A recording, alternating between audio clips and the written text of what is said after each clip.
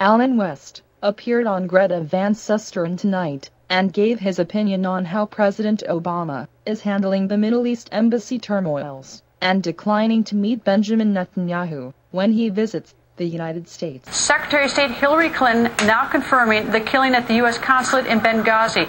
At least one other person was reportedly wounded after gunmen stormed the consulate.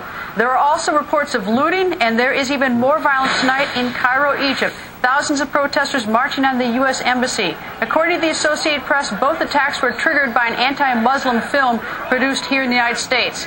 And Governor Mitt Romney just releasing this statement: "I'm outraged by the attacks on American diplomatic missions in Libya and Egypt and by the death of an American consulate worker in Benghazi.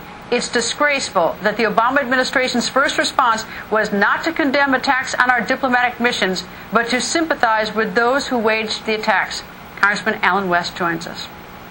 I think it's an absolutely horrible thing, because what you have to understand, here we are on 9/11. Remember the attacks that resulted in 3,000 Americans losing their lives not too far from here at the Pentagon. And now we have had another attack on sovereign American soil, which is what a consulate and an embassy is. Our flag was torn down. It was burned. The radical Islamist flag was raised, and we have an American official that lost their lives. And the first thing that come out is that we're going to apologize for something that a Christian Coptic individual posted a video on his Facebook site. So now if we're going to start, eschewing our freedom of speech rights to apologize to people for these type of attacks, Greta, you're only going to get even more of this. This is rewarding bad behavior, and I think that you're going to see this dovetail into other countries. I think that's what Governor Romney was saying, too, that he did not like the immediate response out of the U.S. government. No, I think it's a horrific response that we're apologizing. We're accepting the blame for this, which means that you're going to fuel more of this response. Much the same as what happened with the quote-unquote Quran burning incident in Afghanistan, when really they had defiled the Quran by writing in it, and we took the position of apologizing, and they wanted us to punish our soldiers and turn them over to the Afghan authorities.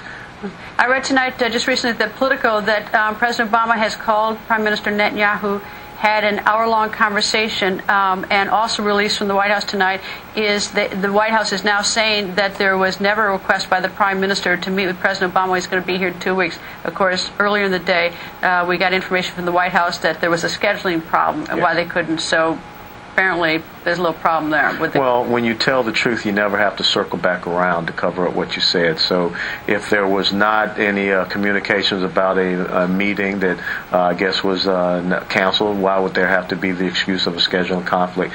And once again, when you think about what happened at the Democratic Convention last week, when they left out the language about Jerusalem being recognized as the capital, the rightful capital of the State of Israel, we know that the IAEA is saying that Iran is getting closer to having this nuclear capability. We see what is happening in Egypt with a Muslim Brotherhood-controlled government, which now opens up another front for Israel besides the Hezbollah-controlled areas of southern Lebanon, the Gaza Strip controlled by Hamas. This is a very critical time that we need to show our strength. How did all of this happen all at once today? I mean, what happened? It seemed like a lot of things happening.